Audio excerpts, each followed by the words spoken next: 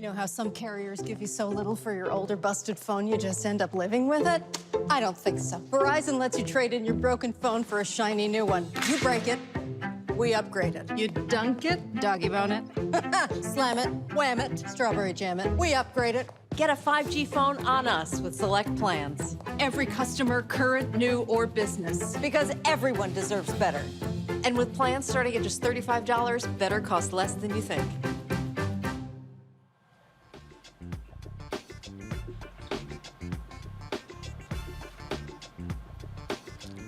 Welcome, everybody, to Roland Martin Unfiltered. I'm Amisha Cross, filling in for Roland Martin. We have a great show stacked for you today. It's Friday, December 3rd, 2021, and I'm so happy to be here with you, streaming live on the Black Star Network. November jobs reports, well, it didn't meet expectations, but the unemployment rate for Black people has returned to normal levels. We'll have economist Dr. William Sprigg walk us through those numbers. And a jury is selected in the trial of the former Minnesota police officer who killed Daunte Wright during a traffic stop back in April. We will look at who will be deciding Kimberly Potter's fate. A federal judge denies the request to sever the trials of the 4 Minnesota officers facing civil rights charges in the murder of George Floyd. And the U.S. Supreme Court could soon roll back constitutional protections for abortion access.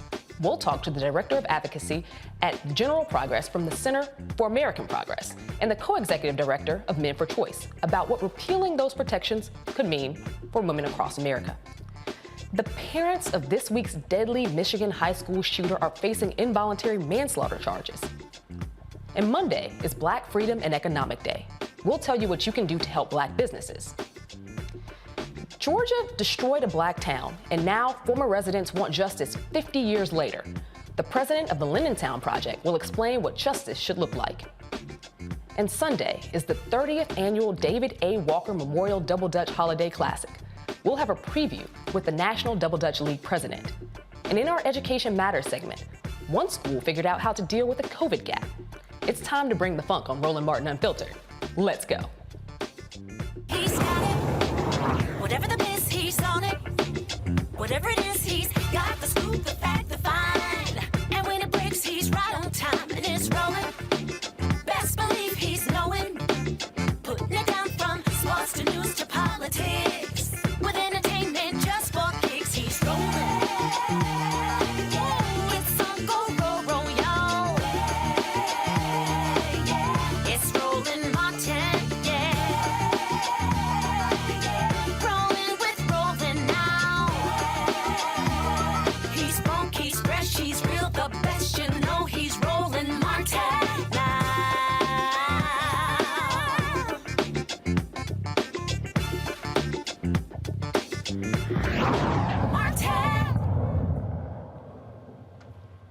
Even though November's overall job growth fell short of expectations, President Joe Biden says November's jobs report showed stalled growth. The U.S. is looking at the sharpest one-year decline in unemployment ever. That's a big deal, folks. Let's take a look at those numbers for Biden and contextualize them for Black workers. November's unemployment rate dropped from 7.9% to 6.7%. And for men over 20 years old, unemployment fell an entire point, from 8.3% to 7.3%. And for Black women, it fell 2 points. Big differences. Black men saw a job growth up to 6.6%, and Black women up 5.7%. And in November, the Black unemployment rate at 6.7% is still higher than the unemployment rate for high school dropouts that fell from 7.4% to 5%. To break all of this down, joining me now is economist Dr. William Sprigg from Howard University.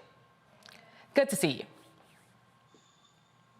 So, Dr. Sprigg, we want to have a conversation about just what these jobs numbers mean, specifically for Black workers. We know that there's always been a schism between those who don't have beyond high school education and those that do. But digging into those numbers deeper, what types of jobs are Black workers actually going to, both men and women? Because we still hear time after time that there are so many jobs that are going unfilled, but we're seeing that the jobs numbers for Black specifically are numbers that are considered average or normal, back to what they were pre-COVID?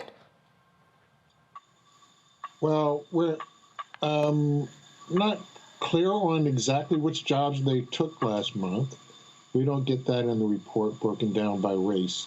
But we did finally see success for black workers. Most of the summer, the black labor force participation rate continued to climb. That is, people went from being on the sidelines to actively looking for jobs. But most of the summer, that was met with frustration. A higher share of those who were trying to find jobs were ending up unemployed rather than employed. November was the break with that, where finally black workers who were out looking got hired. And in numbers big enough, as you showed, to bring down the unemployment rate in a big way. And the positive thing here is that the share employed went up, the unemployment rate went down. We've had a couple of months during the summer where the share employed was going up, but the unemployment rate was also going up. And that was the frustration that black workers were facing in terms of trying to get hired. But these numbers still show that employers are being picky. As you pointed out, the unemployment rate for high school dropouts also improved, meaning that employers were quite willing to hire people with virtually no education, but they were still more reluctant to hire black people, of course, who have much more education than high school dropouts. So the employers are still being very picky. The long-term unemployed and a high share of black workers face long-term unemployment. They've been unemployed more than 6 months. That unemployment rate is still not coming down the way we would like. That's part of the reason it's hard to get the black unemployment rate to fall even more. But if these numbers continue, then we should begin to see that even the long-term unemployed are going to finally get their turn to get a job. And that's a very important thing that you note, because we know that within these numbers, they're not necessarily including those who have been unemployed for a year or so, unemployed during much of the pandemic last year as well. There are some differences, some variances between black men and black women in these unemployment numbers. Could you explain as to why we see some of those? Yeah, so the unemployment rate for black men and black women aren't equal. It's much higher for black men right now. When you look at whites, the unemployment rate for white men and for white women are far more similar. This, again, is employers being picky. But it's a good thing that the share of black men holding jobs is finally showing some recovery. At 61%, it's not where we would like it to be, but it's definitely moving in the right direction. And the other good thing in this report was that while the black labor force participation rate, the share of black men actively trying to get jobs stayed flat, that this movement was out of unemployment into employment. So we still have some black men who aren't in the labor force. We know that COVID had a disproportionate impact on black men because of the type of jobs that we have. We tend to be in frontline service providing jobs, transportation, and jobs that put us in contact with people. And so there's still a drag on participation because of the disease. And that's why we need to make sure that all black people get vaccinated. It's the one way to fight against the virus, but it's the one way to keep yourself in the labor force. Absolutely. And to that point, we know that there is a new variant out right now that has caused some fear amongst employers themselves, just looking at some of the numbers and not really expecting to have as many people come in, especially from some of those frontline jobs that you spoke of a minute ago. As you probably know, there was a phrase coined a few months ago called the she session, relating to the lack of women who are reentering the job force as COVID started to, I guess, somewhat be in the rearview of what Americans considered at least last year. And a lot of that was due in large part due to lack of access to childcare. That's not necessarily bear out in the numbers that we reported earlier on black women here, even though we know that a lot of black women are raising kids in single parent households. So it seems that there's still some workforce availability, and black women are still somehow making this work. They're somehow making it work, but it is still a barrier for black women. The labor force participation rate for black women and the share employed have been growing really well, but we know there was weakness in the child care sector. It was one of the sectors where we didn't see the kind of job growth we saw in other sectors. That is a sector that employs a lot of Black women. And child care workers also need child care for their children. Until we can get the president's Build Back Better legislation through the Senate, the nation itself is going to suffer because we as a nation are not making the public investment that other nations make in the care economy. This isn't just child care, but this is also elder care, and it's also paid leave. In the midst of this crisis, we still had a large number of workers in November report they couldn't participate in the labor market because of COVID. Either they had it or they were quarantined because of a relative had caught the disease, or they were caring for a relative with the disease. And so it's still a drag on our economy that we can't get paid leave so that women can continue to be attached to their job, to the labor force, even when they have to take these pauses for care in their family. And the United States stands out among all the nations when we look at the wage gap between men and women. The wage gap between men and women in the United States is larger than virtually every other country. Among the G20, the 20 largest economies, we're 20th. And that's because we don't have paid leave. All other countries have paid leave. And that lets women continue to be connected to their employer, not interrupt their careers every time something happens and they have to do some care work.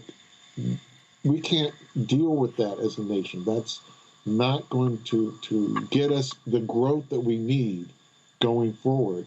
So without the Build Back Better, we're going to continue to see these incidences where we get bottlenecks in the labor market, something disrupts the labor market, women have to do some sort of care work, we lose their participation, we lose their productivity, we lower their wages.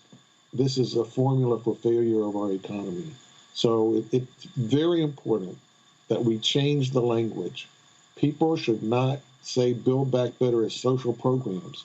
This is the same investment in infrastructure as building a bridge or a road. If you don't have roads, I can't get to work. But if you don't have daycare, a lot of people can't get to work either. It's a necessary public investment in infrastructure. Absolutely. Thank you, Dr. Sprigg, for joining us. It was a pleasure to have you, and thanks for sharing all of those wonderful tidbits as well. Thanks.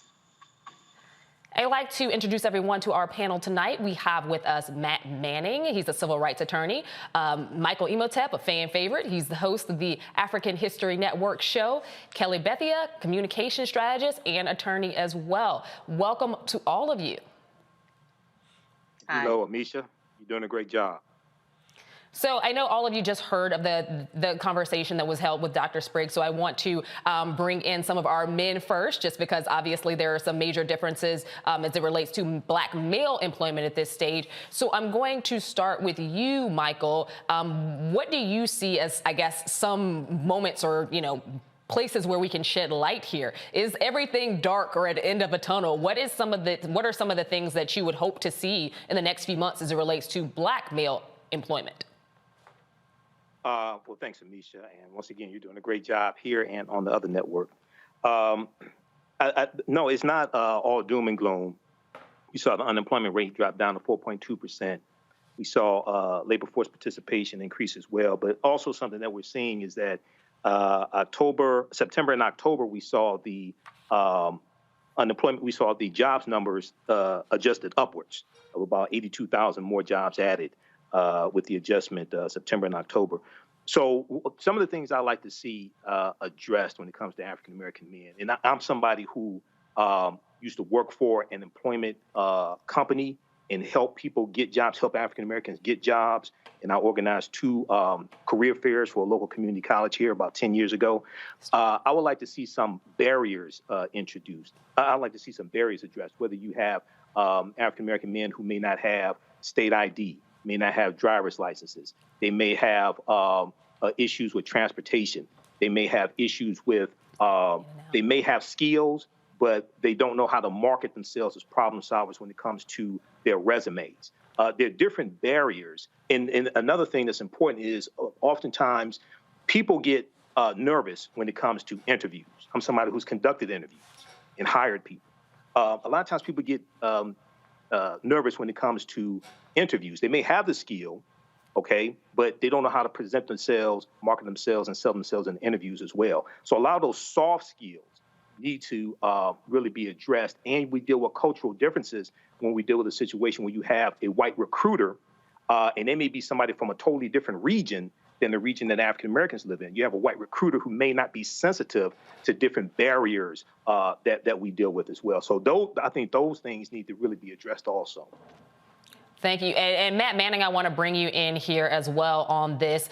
Being a civil rights attorney, we know that employment happens to be in the wheelhouse of civil rights, especially as it relates to the Black population and a lot of the barriers that we've seen for decades, specifically towards what Michael was talking about a moment ago. What does this jobs report mean to you, and how are you going about, or how are civil rights leaders and attorneys going about ensuring that Black males aren't left behind as we try to reconstruct America and rebuild our economy during this COVID-19 era? Well, that's a great question. Let me first say thank you to Dr. Spriggs for teaching the best and brightest minds at my alma mater, Howard University. I had to get that out of the way. What I would say is I think there's a lot of really good work going on around the nation. You guys may be aware of it, but the Ban the Box initiatives, that's what immediately comes to mind. And that's allowing people who have been incarcerated to get back to full employment by not allowing employers to discriminate against their felony history, particularly when it's a long time ago, it's not violent, and it has no nexus whatsoever to their ability to do the job. So I think in that respect, it's important that we continue to empower not only the formerly incarcerated, but anyone else that has a proverbial black mark, if you will, against their employment, and allow them back into the employment sector so they can continue to contribute for their families. The other question I kind of have that's a little bit of an offshoot is the correlation between the hourly wage and inflation. I know the hourly wage went up about 5%, but what I hope to see aspirationally is that continued improvement allows families to buy more food and put food on their table a little better as we all kind of navigate this crisis. So I would say Ban the Box initiatives are really important. We need to support those around the country so we can ensure that our brothers and sisters are able to work as fully as possible. Absolutely. And Kelly, going to bring you in here as it relates to Black women. In many cases, the standard bearers of the community, what we're seeing are numbers that don't always tend to match up to the reality in the Black community.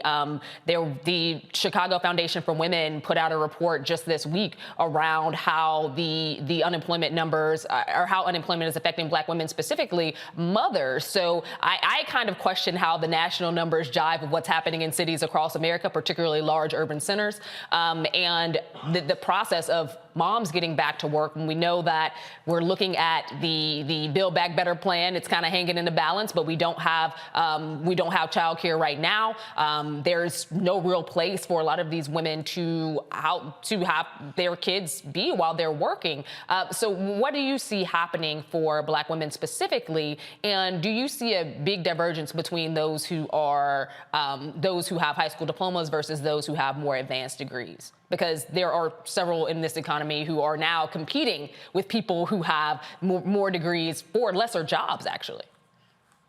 Yeah, when it comes to the diversion, that definitely exists, but it's also a matter of people kind of sort of knowing their worth as well. So while the job numbers have improved some, you still have to juxtapose that with the great resignation that's happening right now, and exactly why people are leaving their jobs to find other ones. So a lot of that is because people are knowing what their worth is. It's because people are, finally realizing in the midst of a pandemic that they can actually negotiate for more money. They can actually ask for more money, and they deserve more money. And if it means quitting that job in order to get something better, then that's what's happening as well. But when it comes to Black women, it's really hard to gauge that properly because data does not necessarily keep track of Black women as well as other demographics, and that's historical as well. So I can't really speak on that per se, but what I will say is that as far as Black women are concerned regarding especially like you said, motherhood and the like, that this goes back to people knowing what their worth is. And childcare is expensive, yes, but the people who are housing the children in their daycare centers, they're not getting paid as well. So it's a lot of factors in that. Even though childcare is expensive, the owners have their own expenses as well. So it's a lot of things going on with that. But we definitely need more data to figure that out and explore that further.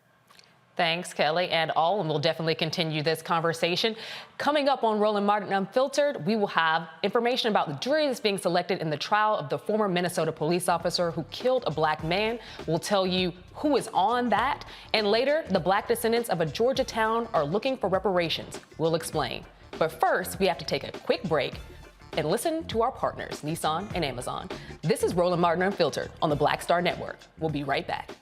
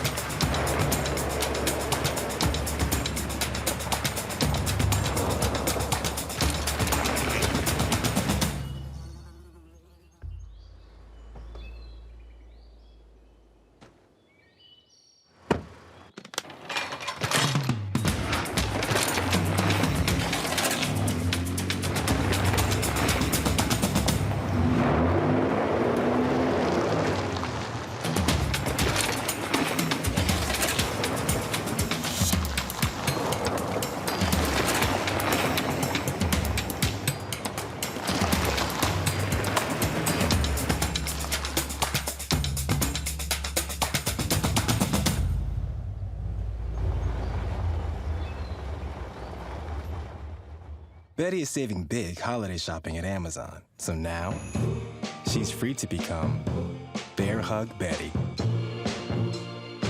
Settle in, kids. You'll be there a while. Ooh, where you going?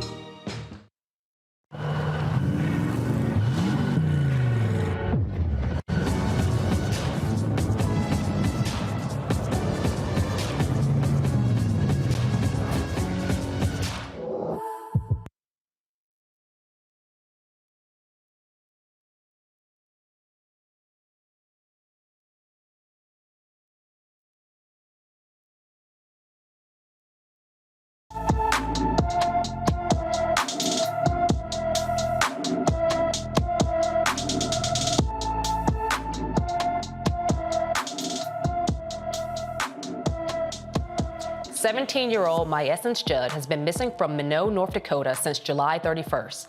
The teen is about 5'2" tall, weighs 130 pounds, with black hair and brown eyes. Myessence also has a nose ring. If you have any information on Myessence Judd, call Minot, North Dakota Police Department at 601-852-0111. A federal judge says the 4 former Minneapolis police officers facing civil rights charges in the murder of George Floyd will stand trial together. The judge denied a motion by J. Alexander Quang, Thomas Lane, and Tu Tao to separate the federal trial. Derek Chauvin, Quang, Lane, and Tao are accused of depriving Floyd of his rights while acting under government authority during his killing in May of 2020. Chauvin is serving 22 and a half years in prison. We're going to bring back our panel. Welcome back, Matt Manning, civil rights attorney, Michael Imhotep, host of the African History Network show, and Kelly Bethia, resident attorney and communication strategist. So, Kelly, I will start here with you. We all follow the trial of Derek Chauvin, and many of us were anxiously awaiting what would happen to the other officers. What are some of your thoughts on some of the latest outbreaks here of all of them basically being tried together? What does that mean? It means that a full story can actually be told in front of the jury or judge, depending on how this trial is going to go. I don't know whether it's going to be a bench trial or a jury trial, but it will definitely be a full story being told. When you separate defendants like that, when you sever the defendants like that, what happens is you kind of have to tell the same story over and over again for how many people? It's 4 trials at that point. But in a case like this, since all of them played an integral role in George Floyd's death, all of them had a hand in how he died, it makes sense for all of them to be tried together, especially on a civil side of things, because you don't have to parse crimes out, right? You have to tell the full story so that the jury or the judge or both can have a better understanding of what exactly happened.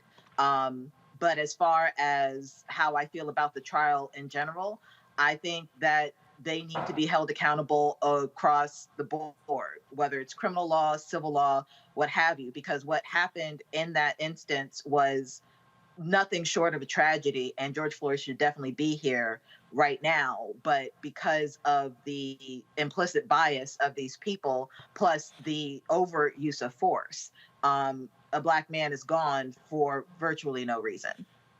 And Matt, what say you? Is there American trial fatigue at this point? We're just coming off of the trial down in Brunswick, Georgia, which also took place around the same time as we saw the trial of Kyle Rittenhouse, around the same time as the trial of in Charlottesville. What say you about this at this point, and where does America stand as it relates to so many trials, so much conversation around a lot of the degradation of our society and the police brutality, as well as civic brutality in many cases as it relates to race?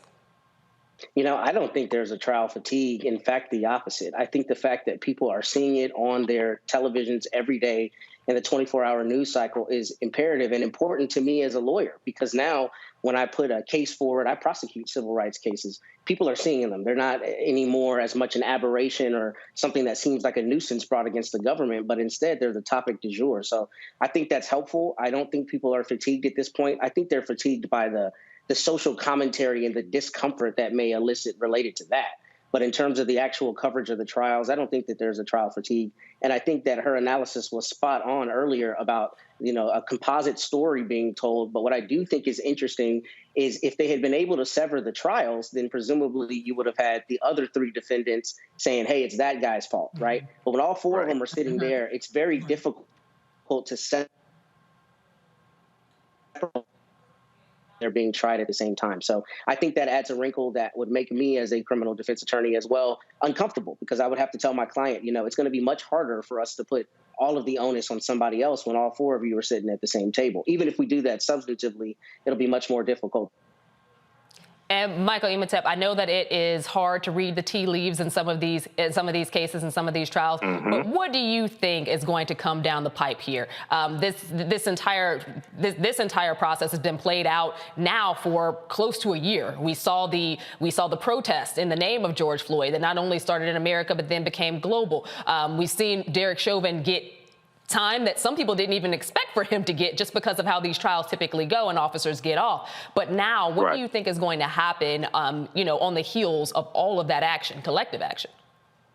Well, I think you're going to have more guilty verdicts here. And the defense attorneys argued that it would be hard if you have them tried all together. It would be hard for the jury to discern the involvement of each one of the co-defendants.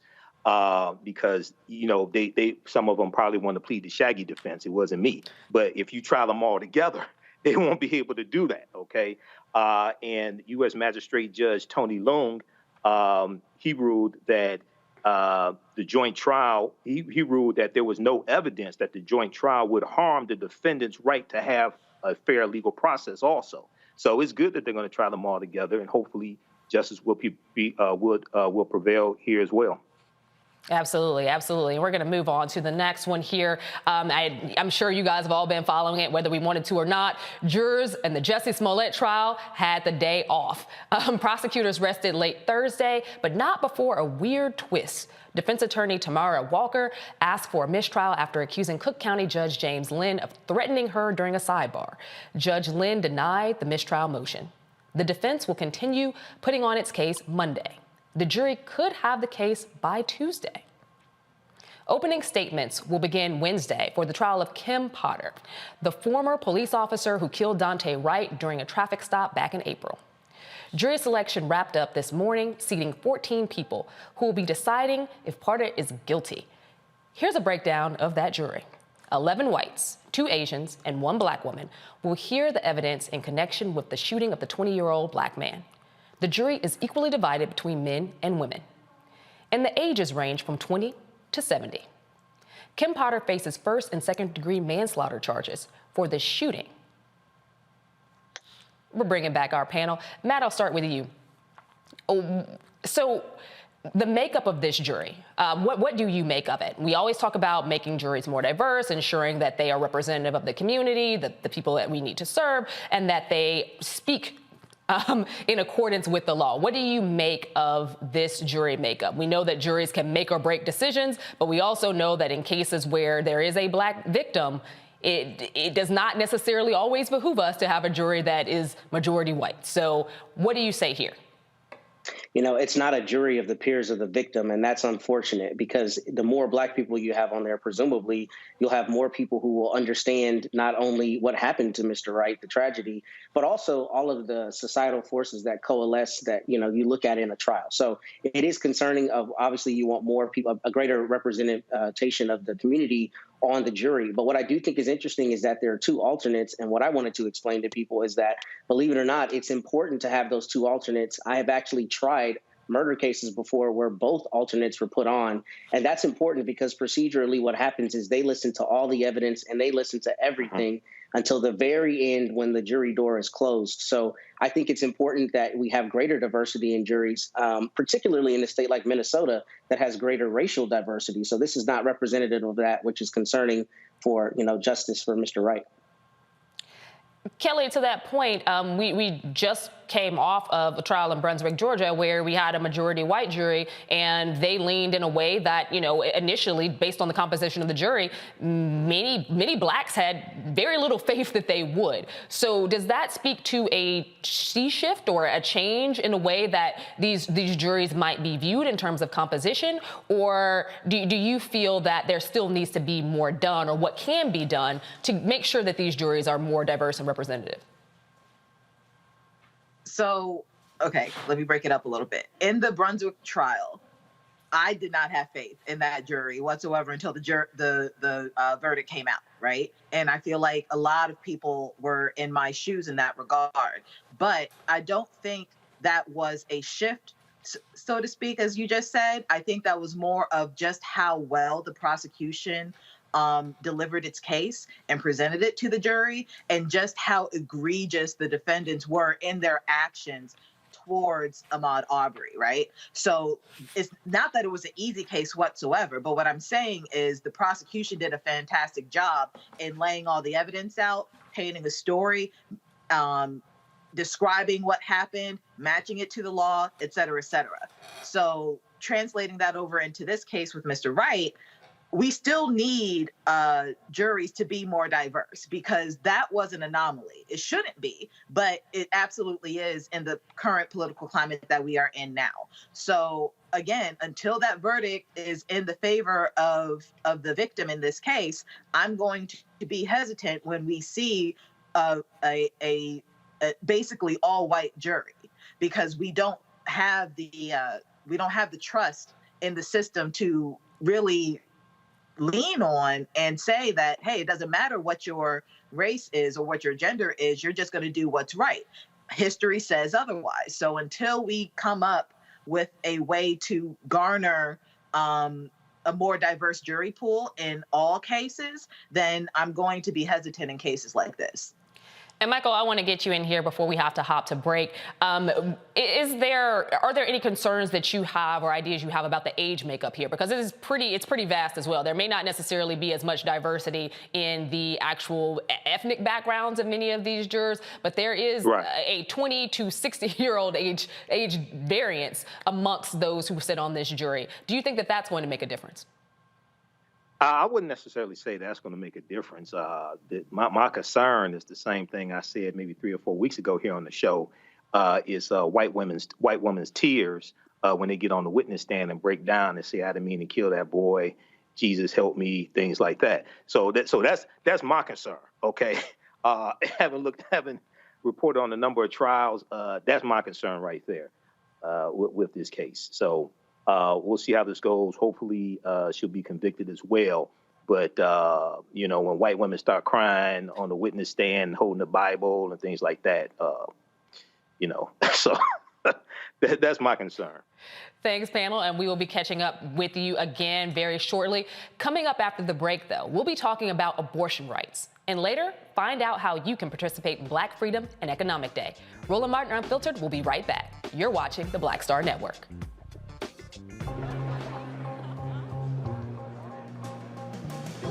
Are the stars out tonight?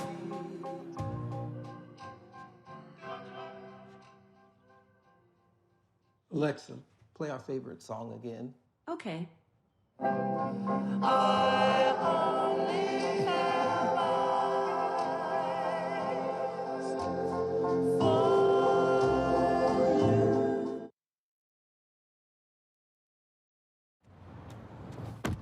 Oh, that spin class was brutal. Well, you can try using the Buick's massaging seat. Ooh, yeah, that's nice. Can I use Apple CarPlay to put some music on? Sure, it's wireless. It's something we all like. Okay, hold on. What's your Buick's Wi-Fi password? Buick Envision 2021. Oh, you should pick something stronger. That's really predictable. That's a really tight spot. Don't worry, I used to hate parallel parking. Me too. Hey. Really outdid yourself. Yes, we did. The all-new Buick Envision, an SUV built around you, all of you.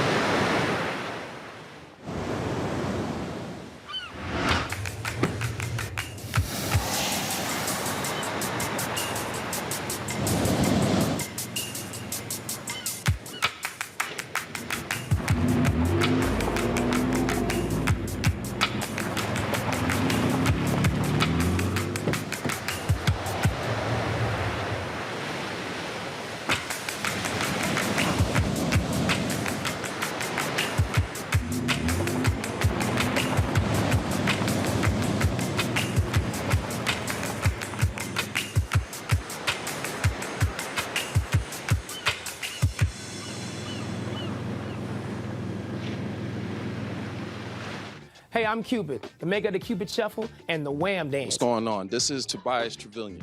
And if you're ready, you are listening to and you are watching Roland Martin Unfiltered.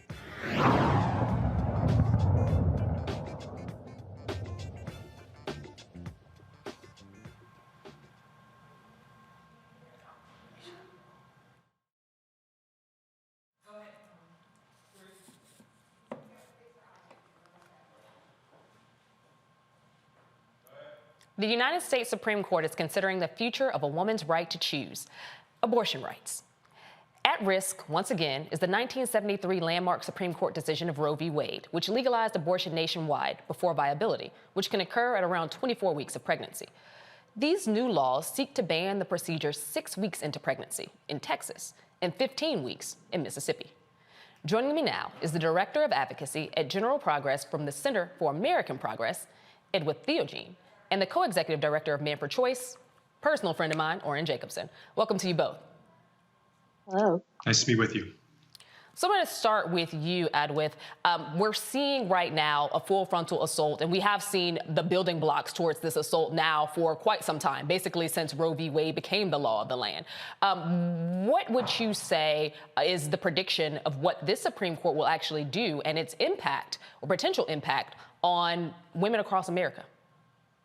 Wow, I think that's a really big question. It's hard to say right now. I mean, what the court is really deciding at this point is whether the 15-week ban in Mississippi can stand. And if they decide that this 15-week ban in Mississippi can stand, then that means that it undermines all of the core tenets and values of Roe v. Wade. So they would basically be gutting everything from Roe v. Wade. It went out and then it went blank.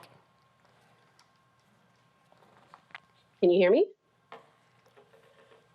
No, absolutely. And I'm going to bring you in here, Oren, as well. Sorry, my earpiece went out for a moment there. I'm going to bring you in here as well, Oren. I know that you are doing some great work basically bringing men to the forefront of this conversation, and men are often left out.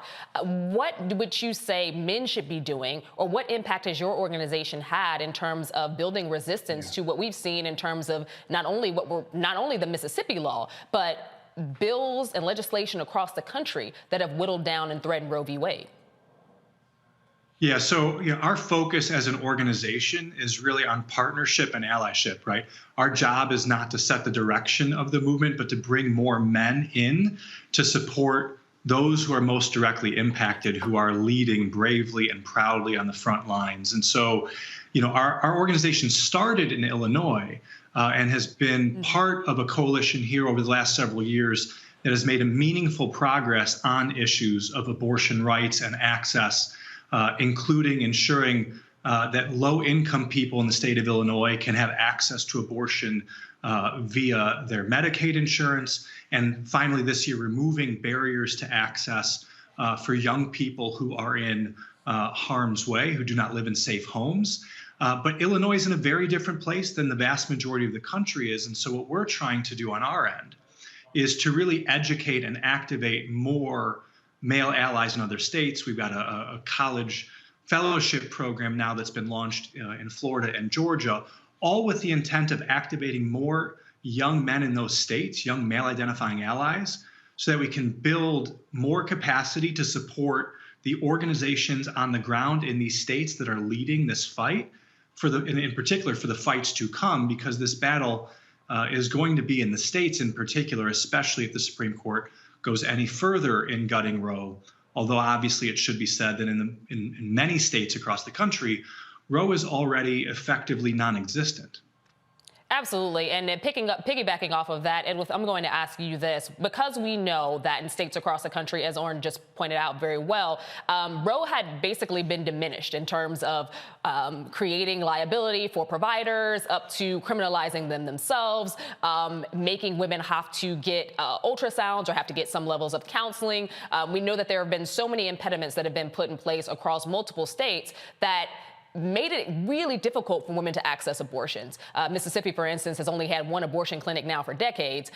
With that being said, and we've seen these full-scale assaults continue on and on and on, we hear the Supreme Court now leaning towards pushing back the option of abortion rights to the states, basically. So what does that mean when we see what the states are already doing? How will that impact women, specifically women of color and those in impoverished backgrounds?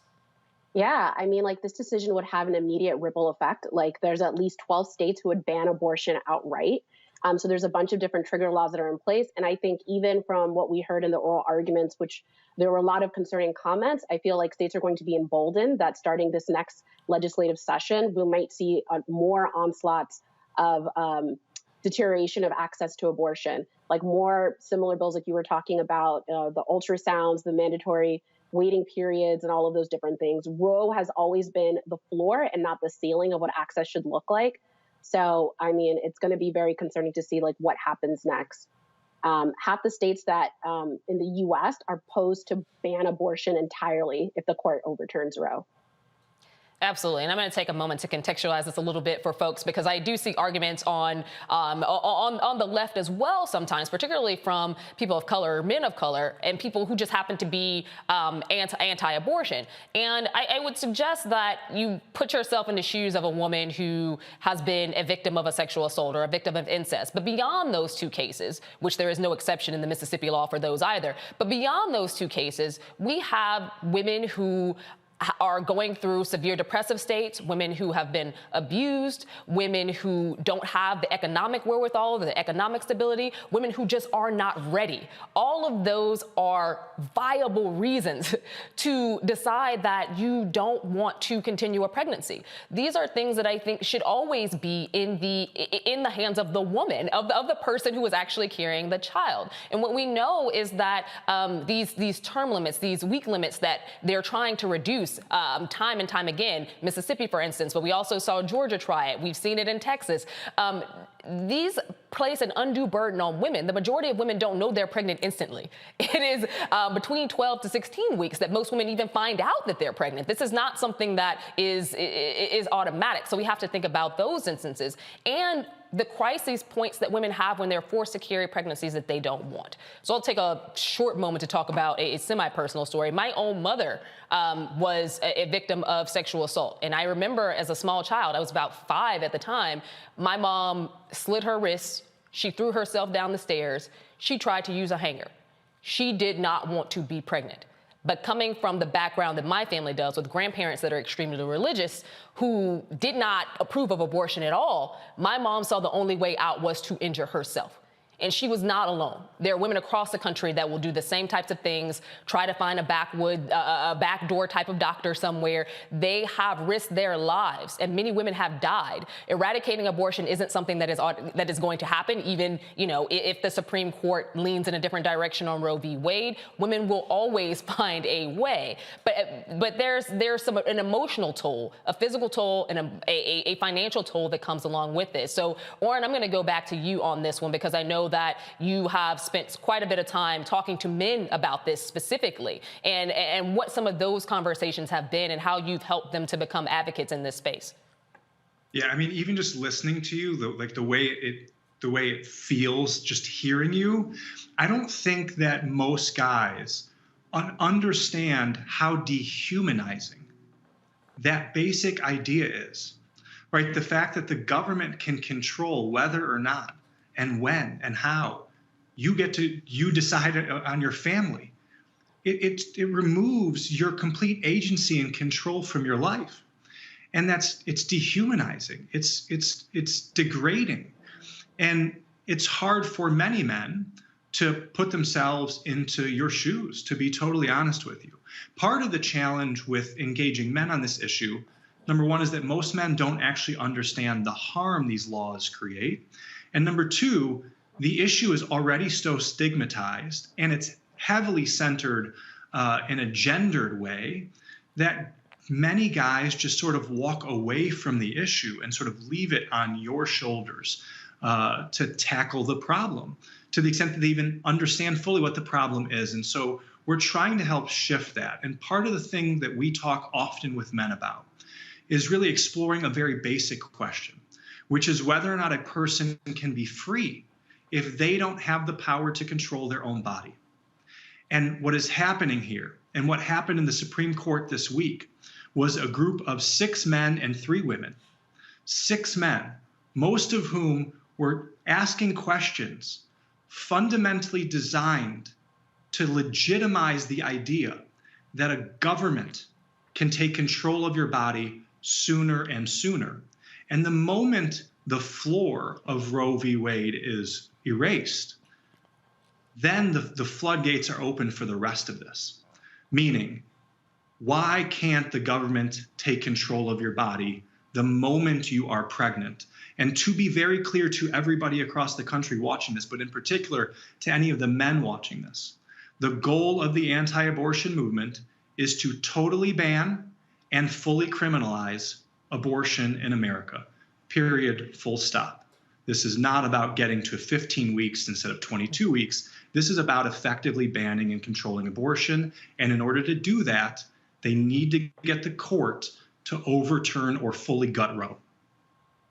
Absolutely. I'm glad that you pointed that out. We also have to remember that many of these same state representatives and state legislatures across the country who have pushed so fervently against Roe v. Wade are some of the same representatives who have pushed against access to various forms of birth control and providing health care and health care assistance for those who cannot afford, who cannot afford, or their jobs do not provide health insurance for them. So this has been a multi-tiered, multi-layered approach to control women's bodies for a very long time. I'm going to come back to you for a moment on this one.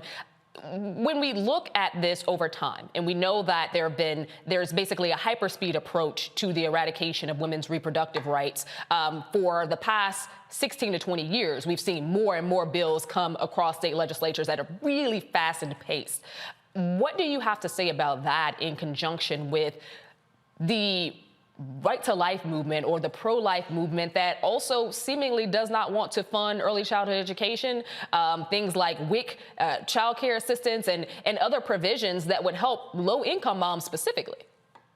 Yeah, I'm just going to take the liberty that while I have the mic to also tell you, thank you for sharing your story about your mom, your experience. I think abortion stigma is a huge thing in this country and part of why we are here having this discussion. So the more that people can share their stories with their friends and family, I think the more important and better it is for all of us. And also going back to the question, I really do appreciate you drawing the connections between the pro-life movement who say that they're here in pro-life, but like you said, they don't want to expand access to early childhood care. They don't want to expand access to food. They don't want to take care of people. And it was also fascinating that during the oral arguments, Justice Amy Coney Barrett basically was like, hey, if you don't want to have the kid, you can still have the pregnancy and put it up for adoption, completely disregarding any healthcare risk, any medical care access that you might have, completely disregarding the toll that pregnancy could even have on your body. I don't know, the pro-life movement, I think we need to take that back. They are not pro-life at all, because if they're not standing here to support families, to support people, abortion access, the majority of people who have abortions are parents. And they basically are making the decision for their families and for themselves about, taking care of how they want to take care of themselves and support their family. So the pro-life movement is not here to invest in families and invest in people. They are here, just like Oren said, to end and eradicate abortion full stop. In Texas, where we have SB 8, which was the 6-week abortion ban, they also have moved forward to ban out medical abortion through pills. So that's the easiest, fastest way for folks to get an abortion. So, and that ban itself is still standing. So for the people of Texas, they do not have access to Roe v. Wade. They do not have access to abortion, and it's challenging and difficult. And this sounds like gloom and doom because it technically is gloom and doom. But Oren, what do you think is going to be the real life consequence? And I say that just because in places like where we're from, the great state of Illinois, abortion rights are going to stand. But for people who live in the South, people who live in the Deep South, people who live in some areas in the Midwest as well, even some of the neighbors of Illinois, what would you say to those individuals? Because it's not like you can predict when you're going to be a victim of rape or incest. It's not like you can predict when you're going to have the emotional trauma and turmoil of an abusive relationship. You cannot predict when a guy is going to up and leave and you're stuck and you don't have family or anybody to fall back on in terms of having that level of support and taking care of your children. What can those people look forward to? Because we know that everyone cannot afford to travel from Florida, Texas, Louisiana to Illinois or to New York to be able to access an abortion. Yeah, by the way, you can't predict being 14 weeks pregnant in February of 2020 and finding yourself in a pandemic, losing your job, and under this new potential ruling from the Supreme Court, the state of Mississippi would have control over what you did next and could force you to carry a pregnancy to term that you could choose to terminate safely at this point in time without creating the massive hardship or without multiplying the massive hardship you're already dealing with in this scenario. Look, I think what you just laid out is going to be the challenge for advocates across the country, because if these rights are even further eroded, which again, as we've said multiple times in this conversation, in many of these states, Roe v. Wade doesn't exist, and there's already massive barriers to access. So I think one of the big challenges for advocates and for allies and for everybody across the country who supports people's right to choose access to abortion, how are we going to help these people actually access that right? And in many cases, what that might mean is that we have to figure out how to help people travel. You know, I think that if the Mississippi the Mississippi law were to go forward, you'd be in a situation where the average person in America might have to travel hundreds of miles to access what is safe, essential health care. And so there's going to need to be a network that gets not just created, because it exists in some ways right now, but supported and funded. And we're going to all need to pitch in. The people of our state of Illinois are not going to have to worry about access for people in our state. But I hope that pro-choice advocates in Illinois do everything they can to make sure that somebody in Georgia, somebody in Mississippi, or in Louisiana, or in Texas has access to an abortion if they need an abortion. And so it's going to take everybody from outside of these states working with the leaders on the ground inside of these states to provide the support and access and resources that people need in order to have access to basic rights and to ensure their basic human dignity. And in the long term, we're going to have to go state by state, district by district, and win on the ground electorally so that we can pass different laws in those states. And that means a very, very long fight. Oren, Edwith, I could talk to you guys all day. I actually do have to go to a break. We have partners and sponsors that need to get their time in, but it has been a pleasure. Still to come on Roland Martin Unfiltered, the state of Georgia destroyed Lenintown to make way for the University of Georgia. Now, the descendants of that town are wanting reparations. The president of the Lenintown Project will explain, and later in our Education Matters segment, how one D.C. school helped lessen the COVID gap in education. Roland Martin Unfiltered will be right back, right here on Black Star Network.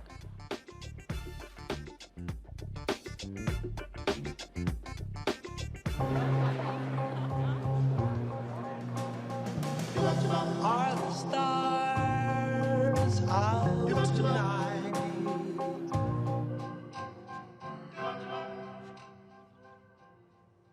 Alexa, play our favorite song again. Okay.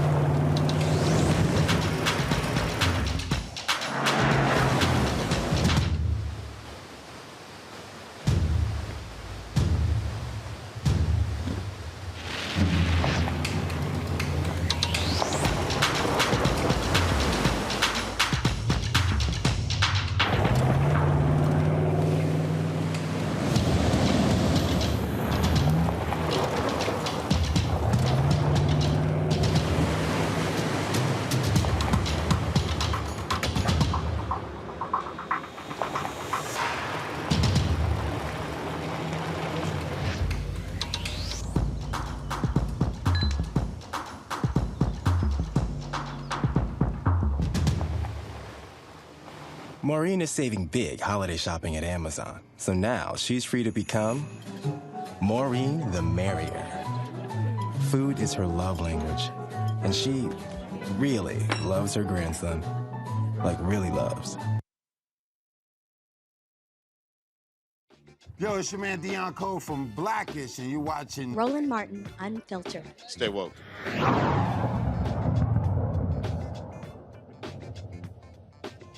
Black Freedom and Economic Day celebrate Black businesses and entrepreneurs by encouraging consumers to spend their money within their own communities. Experts say Blacks have a $300 billion with a B dollar spending power, and now is the time to invest within. Joining us now is historian Carl Mack. Good to see you, Carl. Thank you so much, sister, and happy holidays to you. Thank you, thank you. Ate enough turkey for multiple people. So question for you. So what is happening with this money? This is a lot of money. We're talking about with a B going through the Black community. So if the money isn't being spent on the Black community, where is this money going, and how can we reinvest it towards actually making money for people who look like us and the small businesses that are basically the building blocks of our communities? Well, let me just tell you why I wanted December 6th. Historically, why I thought December 6th is one day that we as Black folks need to celebrate not only our freedom, but also from an economic standpoint. And I'm talking historically. What a lot of folks have failed to understand is that they have equated the last Blacks to be in slavery with Juneteenth. And what we have to remember is that after the Civil War, when Juneteenth was over, so let's say June 20th, slavery was still legal in the United States.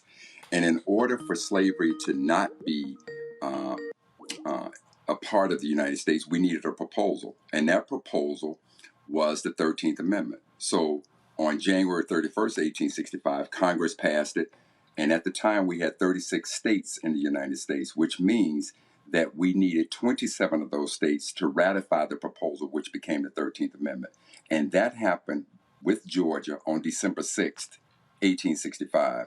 And so what I'm saying to folks is that in honor of remembering our freedom in this country, when chattel slavery was no longer a part of this nation, that we now take that day and spend only with our community.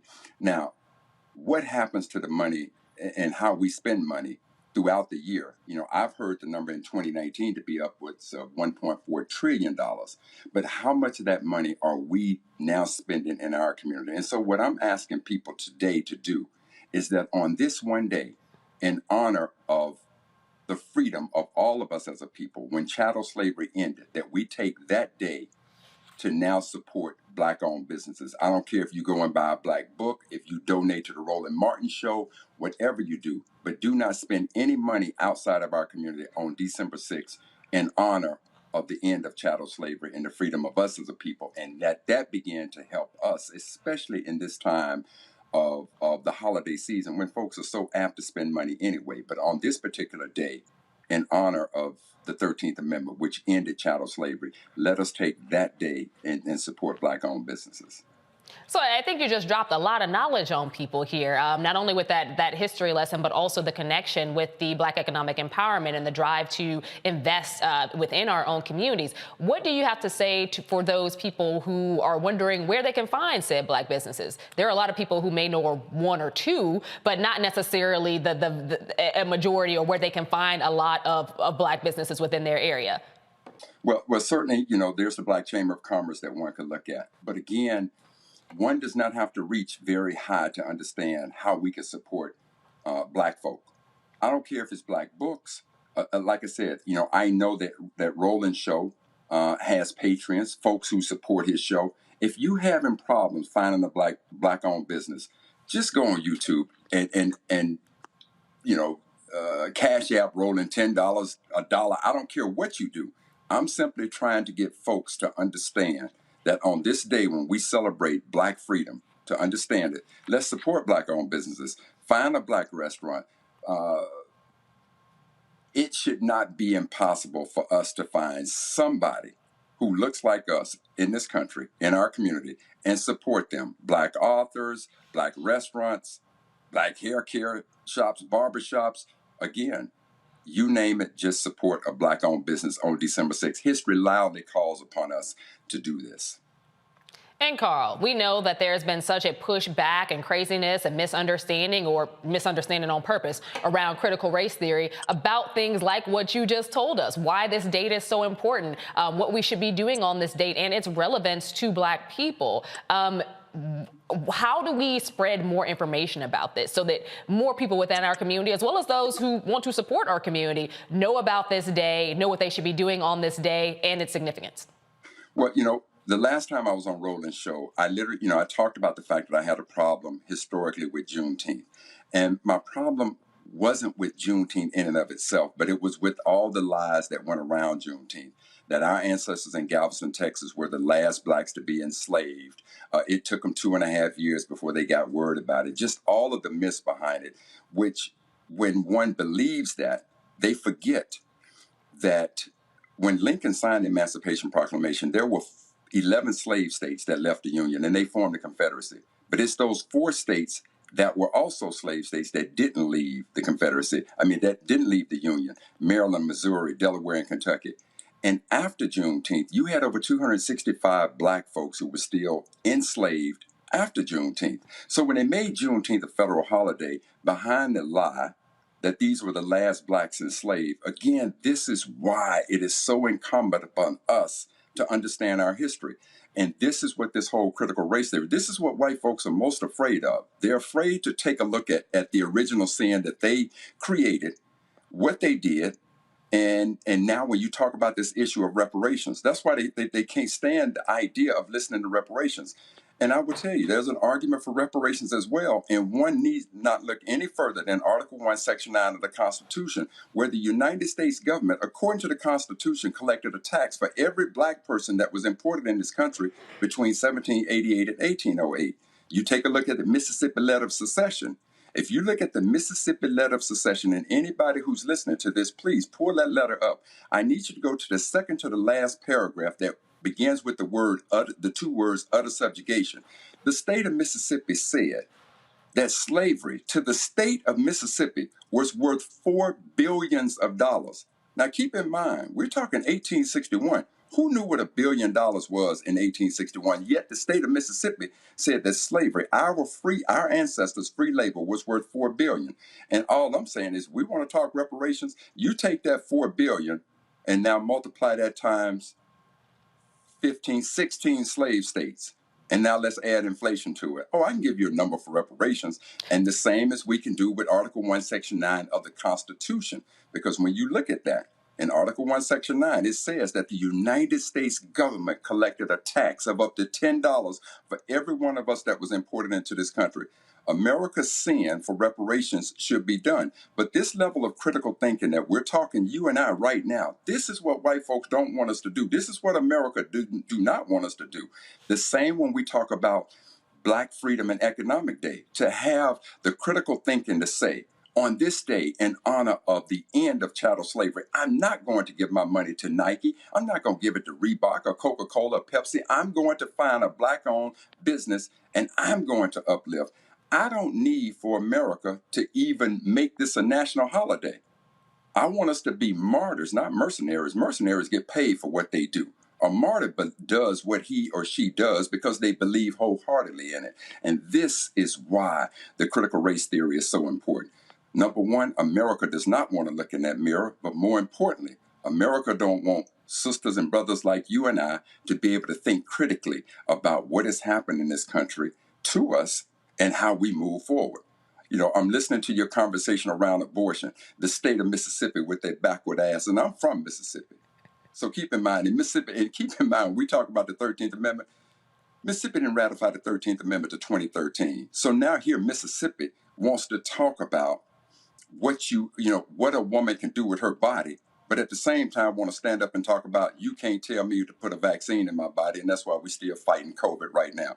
Come on, Mississippi, come with that. You're last in everything. I was about to list it. Education, healthcare, economy, you name it, they've fallen to the bottom. I graduated high school in Mississippi, so we're pretty aware. It's frustrating because we see this time and time again, and we want to continue to shed light on the history of African Americans and the descendants of slaves, but we also want to honor a lot of what our history books here in America that were written mainly by white people have selectively left out. So I thank you for not only that deep dive into history in a very short amount of time, by the way. So kudos to you for making that happen. But how can people learn more? Because I feel like there's a disconnect sometimes between generations as well. We want to give our next generation as much access to the knowledge that you just laid upon us as we possibly can. How can they learn more about not only this day as it relates to our history and why it's so important, but also some of the other things that you mentioned? Yeah. So I put together a Black History calendar, and every day of the year, an event like what we described, what we talked about, be it Juneteenth, be it the 13th Amendment, be it Watch Night. And for those about Watch Night, if I could just drop this one little piece of history, Watch Night, December 31st. The first Watch Night occurred on December 31st, 1862, and it was because our ancestors were staying up at night watching to see if Lincoln would indeed sign the Emancipation Proclamation. So today, if you ever went to church on New Year's Eve, and they called that the Watch Night service, that service first started on December 31st, 1862. And I created a calendar called Black Heritage Day 4. And for anybody who chooses to want to learn more, every day I give you something from our history as detailed as what we've been talking about now. And you can find that at blackheritagedays.com. And so it's one way for us to just get a little dose of our history every single day. So thank you for all the big doses you've given us during this segment, Carl. We'll definitely have to have you back. Thanks so much. Thank you so much, sister. When Roland Martin Unfiltered returns, they say their families were forced out of Lennon Georgia, to make way for the University of Georgia. Now they want justice. The president of the Lennon Project will explain what their justice will look like. Plus, the shooter's parents from this week's high school rampage are facing charges. But first, we have to take a quick break. You're watching Roland Martin Unfiltered live on the Black Star Network. We'll be right back. Once upon a time, there lived a princess with really long hair who was waiting for a prince to come save her. But really, who has time for that? Let's go. Feeling myself. I'm feeling She ordered herself a ladder with Prime one-day delivery, and she was out of there. I want some hood girls looking back at it and a good girl in my tax bracket. Now, her hairdressing empire is killing it. And the prince? Well, who cares? Prime changes everything.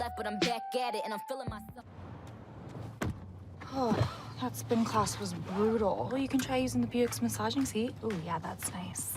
Can I use Apple CarPlay to put some music on? Sure, it's wireless. Pick something we all like. Okay, hold on. What's your Buick's Wi-Fi password? Buick Envision 2021. Oh, you should pick something stronger. That's really predictable. That's a really tight spot. Don't worry, I used to hate parallel parking. Me too. Hey. Really outdid yourself. Yes, we did. The all-new Buick Envision, an SUV built around you, all of you. Are the stars out tonight?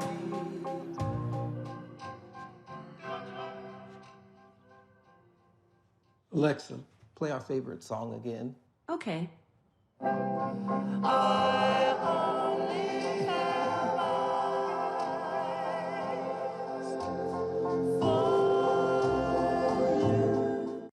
I'm Chrisette Michelle. Hi, I'm Chaley Rose, and you're watching Roland Martin Unfiltered.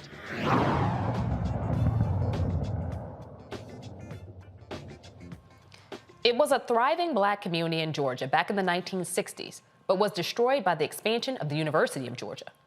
The city of Athens displaced 50 black families, citing eminent domain. Now, the Lennon Project hopes to get Athens and UGA to right this horrible wrong. Here to explain is the president of the Lennon Project, Hattie Thomas Whitehead. Welcome. Hello. So can you explain to our audience what the Lennon Project is doing right now and where you see this going? People of Georgia obviously know how important the eminent domain process was as it relates to UGA's takeover and what ended up happening with these displaced black families. What path are you on currently? And can you just talk with us a little bit about some of the impediments or some of the moves that you've made to get here? Okay, well, what we did was we organized in 2018 once we found the data. Dr. Joseph Carter came to town and found the data that had been archived under the urban renewal number. We did not know where the data was.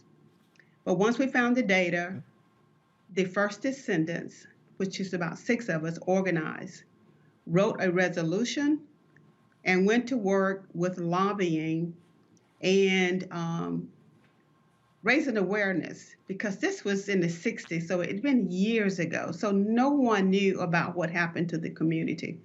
Only a few of us, family, friends, and people that we worked for knew what happened in our community. So once we organized and we went to work, and we were determined to get the resolution passed. We held rallies. I took people on tours of the old community. We did everything. We held community meetings.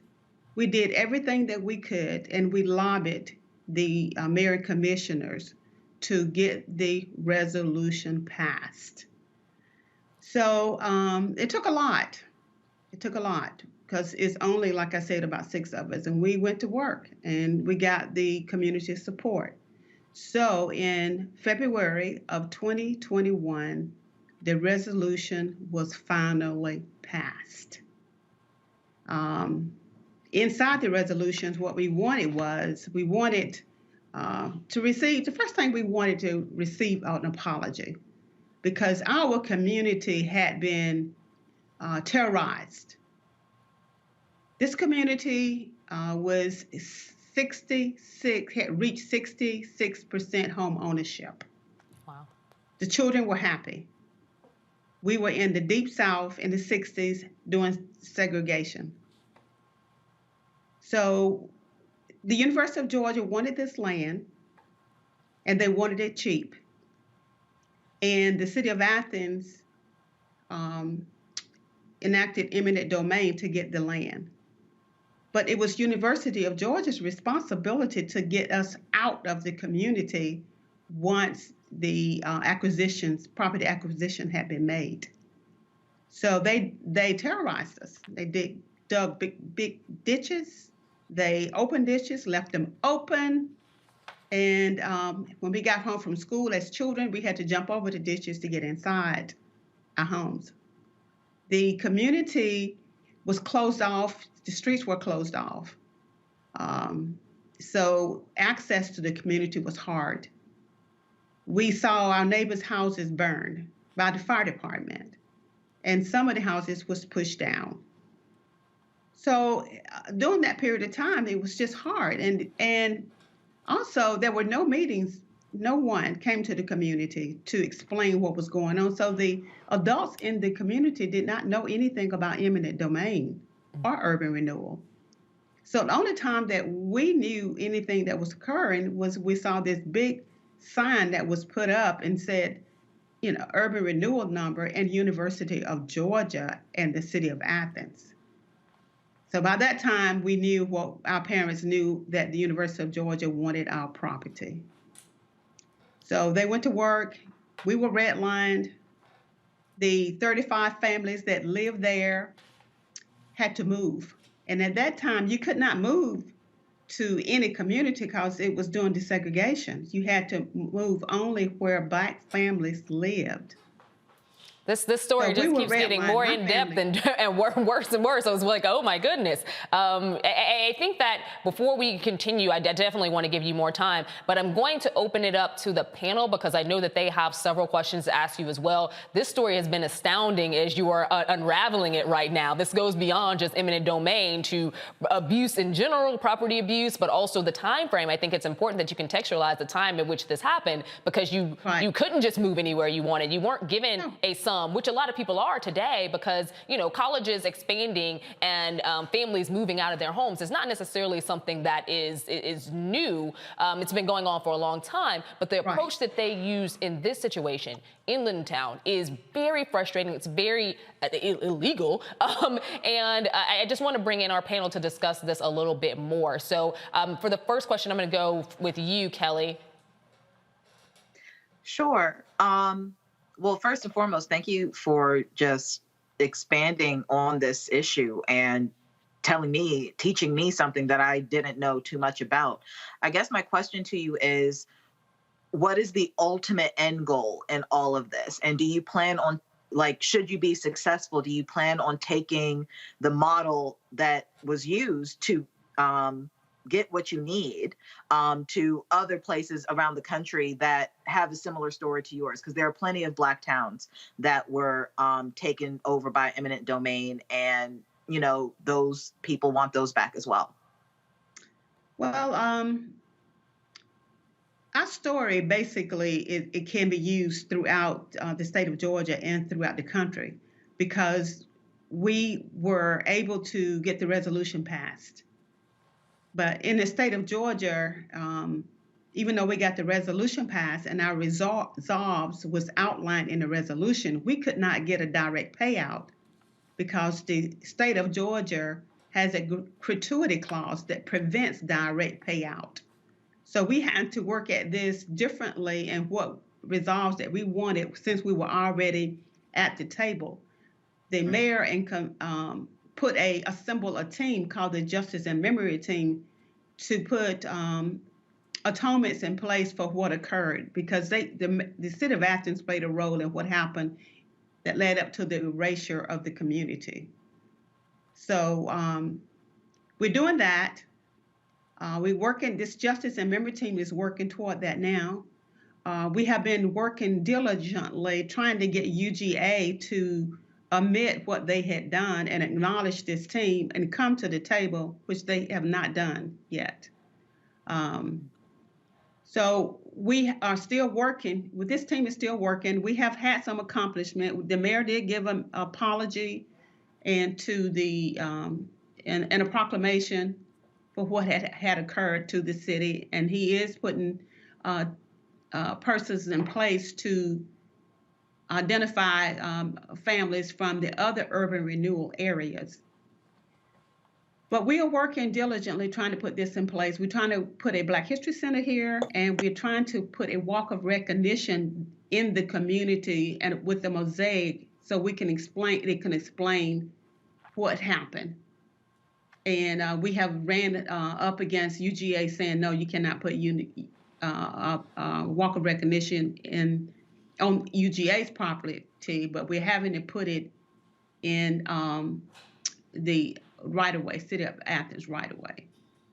And Matt Manning, as a civil rights attorney, I know that you have some questions related to this as well, because again, it has so many layers. So this is your opportunity to basically ask what you need to ask.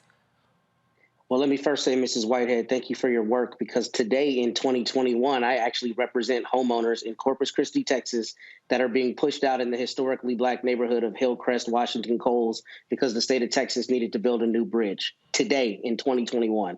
So the question I have is, what is the current value of those 65 families' property as y'all have determined it? What would it be today? Because I think obviously reparations are a moral and ethical question, period. Y'all deserve reparations. So how much do they owe you? Well, if the property now with the dormitories, the parking lot and everything now is $74 million. That's what it's worth today. That's what. And the state of Georgia is doing everything they can not to pay you a single red cent, aren't they? Well, we got this gratuity clause that now that we are trying to put a strategy in place to bring, maybe hopefully to raise awareness in the state of Georgia about this gratuity clause. There are a lot of different groups talking about reparations, and we want reparations, and we want to do this, and we want to do that, but they are not connected to the gratuity clause. So hopefully what we can do is connect all these groups. Okay, we have this gratuity clause that has to be addressed for any direct payout can occur for reparations in the state of Georgia, period. So we're trying to raise awareness of that. We're putting a team together so we can go statewide and what we need to do and what they need to do to get the data. So that's what we're working on. And I have outlined all of this in a book and that was released in October. So hopefully if that's a strategy there, how we got to get everything approved for the proclamation and what we can do to go forward. But we are willing to help other cities in the state of Georgia to come together and how they can strategize. Ms. Whitehead, we are going to have to go to break, but before we do, is there some place where people can learn more about your project? Where would you send them to? We can send them to redressforleonardtown.com. And you can also go to giving voice to leonardtown.com and get the book. But you can go to either place. Absolutely. Thank you so much. Thank you for all the work that you do. I know that you talked about your crew being 6 to 7 people originally and building the community around it, raising that elderly. voice. You all are amazing. Thank you so much. Strong Black people, Black women making things happen as you always do. Thanks so much for joining us. Thank you. Thank you. Bye-bye. Still to come on Roland Martin Unfiltered, the parents of the Michigan high school shooter are facing involuntary manslaughter charges. And 5 Arizona officers are denied qualified immunity in 2017 shooting death of a Black man. Stay with us. You're watching Roland Martin Unfiltered on the Black Star Network.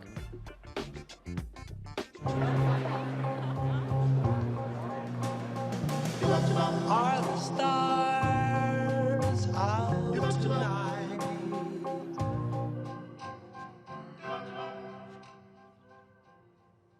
Alexa, play our favorite song again. Okay.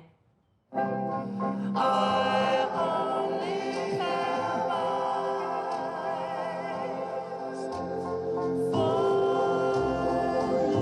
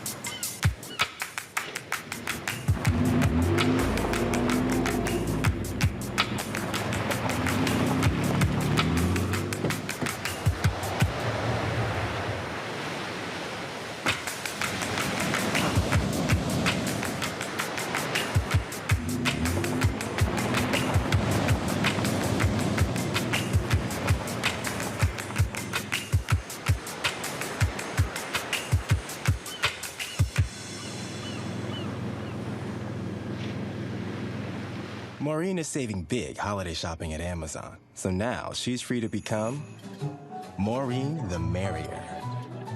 Food is her love language, and she really loves her grandson.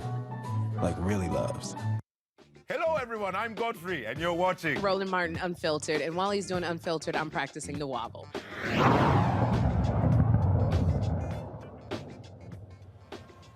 4 police officers in Phoenix, Arizona will not receive qualified immunity in a lawsuit for the death of Muhammad Abdul Muhammed in 2017. During the arrest, one officer pressed his knee into the back and shoulders of Muhammed. During the encounter, Muhammed cried out, "I can't breathe." A Muslim advocacy group and the First Amendment Clinic at Arizona State University requested the sealed files be made public. No disciplinary actions were taken against the officers, and the city never admitted any wrongdoing. The victim's sister settled with the city for $5 million. The Michigan prosecutor is charging the parents of high school shooter who killed 4 students and injured several others. James and Jennifer Crumbley are each facing 4 counts of involuntary manslaughter. The gun purchased by Ethan used in the rampage was kept in an unlocked bedroom drawer. On November 21st, a teacher noticed Ethan searching for ammunition on his phone. School officials contacted Jennifer Crumbley and didn't get a response. She instead texted her son, "LOL, I'm not mad at you. You have to learn not to get caught." On the day of the shooting, a teacher noticed a disturbing drawing done by Ethan with blood, a semi-automatic handgun, a bullet, and a person being shot twice with the phrases, "The thoughts won't help me. Blood everywhere. My life is useless, and the world is dead." The Crumbleys were called in for a meeting just hours before the shooting. They did not check to see if Ethan had a weapon and refused to take Ethan home for the day. Jennifer sent a text to her son saying, "Ethan, don't do it." James reported the gun missing to the officials and alleged his son may be the shooter. Now we're going to bring back our panel. Matt Manning, this seems highly incriminating This seems highly incriminating and highly problematic at the same time. These text messages reveal that the parents knew a lot about their son and his potential to be extremely dangerous, and yet they did not do anything, didn't even respond when the school called them in for a meeting regarding some disturbing things that they found about him. So how do you think this is, where do you think this is going to go now that the parents have been charged with involuntary manslaughter, and what on earth were they thinking? Well, I don't know what they were thinking. Clearly they weren't. But unfortunately, I have the unpopular opinion here that I think this is going to be a difficult case. Unless the evidence is very compelling, showing that the parents had a reason to believe that and somehow facilitated it. In advance of coming on today, I looked at the law there, and I think it's going to be difficult for them to prove it. I know there is a text message that says, don't do it. But the school, a child's constitutional rights are relaxed at a school. So the school has the ability to search his backpack.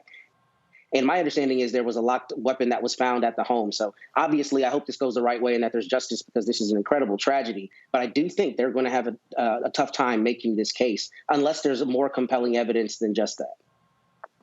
I think I'll be liking to agree with you here. And Imhotep, I want to pull you in. What are your thoughts? Now we know that the parents have been charged. We've seen these text messages revealed. We've heard from the families of the young people who lost their lives. Where do you think this is going to go? And because the law in Michigan is a bit more tricky, we have to be clear about that. When we talk about gun laws across the country, most people point to Illinois as being the strictest. What they don't recognize is that all the Midwestern states around Illinois have pretty lax gun laws. Michigan is one of them. What do you make of all of this? Well, I live here in Detroit. Oxford, Michigan is about 30 miles north of Detroit. There's a candlelight vigil taking place right now in Oxford, Michigan, because of the 4 teenagers who were killed and those who are in the hospital still recovering. I've been covering this story each night on my show, the African History Network show. The parents did go to a meeting on Tuesday, November 30th, 10:30 a.m. at the school about their child. Okay, when you dig into this is a deep, deep case here. Okay, when you really did, I encourage people to go to WXYZ.com, Channel 7 here in Detroit. They've been having fantastic coverage of this. This is a deep case, and not only did the father purchase the 9mm handgun on Black Friday, November 26th, 15-year-old Ethan Crumbley was with him when he purchased it as well. But this also looks like a lot of negligence on the part of the parents. And we found out today that when the shooting happened, the father called the authorities and said he thinks his son is the shooter. The father looked for the gun, the handgun that he purchased. The handgun wasn't there. He couldn't find it. He called the authorities and said he thought his son was the shooter. This is just a few hours after the parents had a meeting with the school because the school called them in about disturbing behavior about their son. This is a deep case right here. And then the parents are still missing now. Their attorney said that they are on their way back to be arraigned, to surrender, be arraigned. They left on the night of the shooting because they said they feared for their safety. My thing is, why wouldn't you have your attorney contact Oakland County Sheriff Michael Bouchard and say, hey, they fear for their safety. Can you get some deputies to guard them outside their home, something like that? You just run? Nah, this is deep right here. I'm just glad this ain't in Detroit. Let me just say that. I'm just glad this ain't in Detroit. And Kelly, for you, so we do know that there's a lot of liability here, or it appears to have certain liabilities on the parents, or just things that they should have done that they didn't do. But what about the school? What we do know is that there were several different red flags, essentially, that went up at the school as well. And we haven't heard much about the potential legal issues related to how the school itself handled this. It got to the point where there were students who literally did not show up on the day of this shooting because they knew in advance the potential of this young man to come in and shoot in his classroom. So this was not necessarily the most surprising or unplanned event. And the school had several alerts of this young man's instability.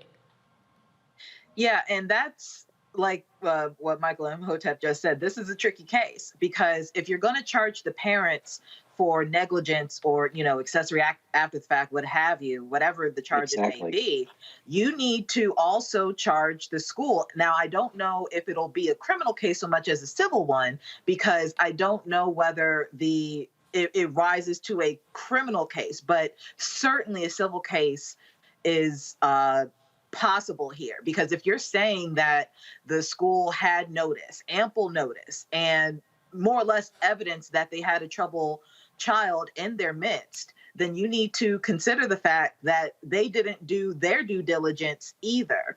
And as a result, 4 young lives are gone because of the negligence of whoever was in charge of making those decisions that day. So I am curious to see how this is going to play out. I am also curious to see how, if at all, the charges against the parents will stick, because at what point is a child responsible for their own actions? Because it's not like the parents pulled the trigger. You know what I'm saying? And granted, there was a lot of lax parenting, to say the least, in this regard. But at the end of the day, the 15-year-old young man, because he is being charged as an adult, he had the wherewithal to bring the gun to school. He had the wherewithal to kill 4 people with that gun. He also had the wherewithal, frankly, to warn the school that he was going to do it. So, you know, again, tricky case. And Matt, I've seen your little finger go up a couple times through the corner of my eye. So what is your question? What is your comment? I'm struggling. I don't have a comment. I was just going to say, I think one of the things that you might see is you may see a conviction on a lesser included, which is basically where the prosecutor charges them with a higher crime and you have a conviction of a lower crime. And that might happen if a jury believes that the parents had some kind of cognizable negligence, or rather a duty that they didn't counteract.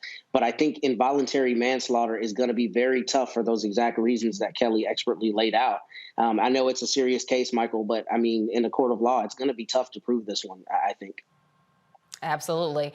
And guys, there's more to come on Roland Martin Unfiltered. Sunday is the 30th annual Double Dutch Holiday Classic. We'll have a preview. And later in our Education Matters segment, we'll talk to an educator who figured out how to lessen the COVID gap. Roland Martin Unfiltered on the Black Star Network. We'll be right back. Stay with us.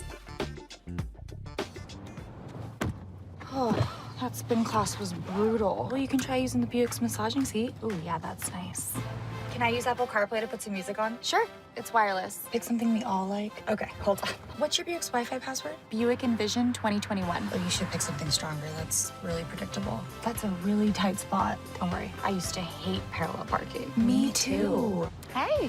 Really outdid yourself. Yes, we did. The all-new Buick Envision, an SUV built around you, all of you. Betty is saving big holiday shopping at Amazon. So now, she's free to become Bear Hug Betty. Settle in, kids. You'll be there a while. Ooh, where you going? Hi, I'm Vivian Green. Hey everybody, this is your man Fred Hammond, and you're watching Roland Martin, my man, Unfiltered.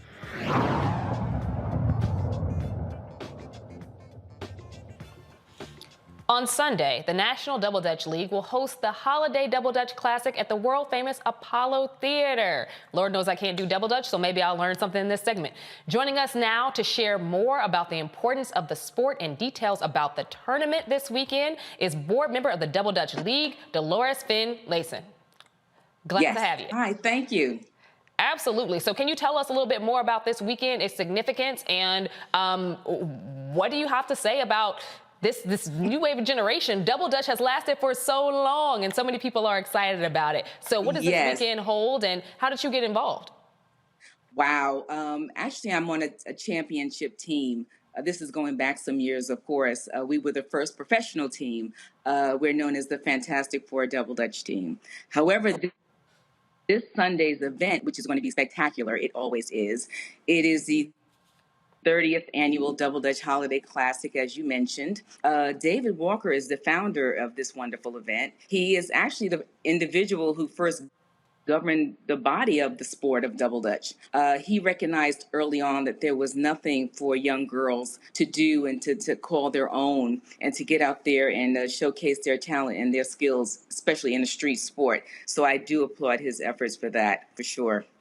So I've always been a turner. My legs never quite did what they need to do for double dutch. And I think at this point, too old and too risky to try it. But No. Trust me, I do understand. I can't do what I used to do.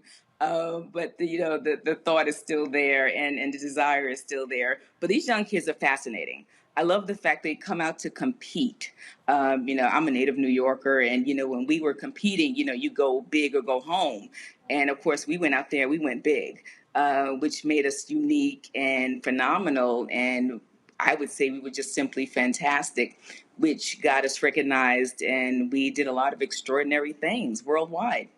Are there specific divisions, and how does this work? Because double dutch is a very strenuous sport. Anything having to do with jump rope happens to be, but this one is very strategic. Yes. People do it for a long time. Like, I've never seen a shortened version of double dutch ever.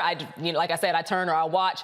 But at the end of the day, this is something that these young people take, young and older, take very, very seriously. So can you explain what some of the competition actually looks like in terms of how you advance? What is going on here?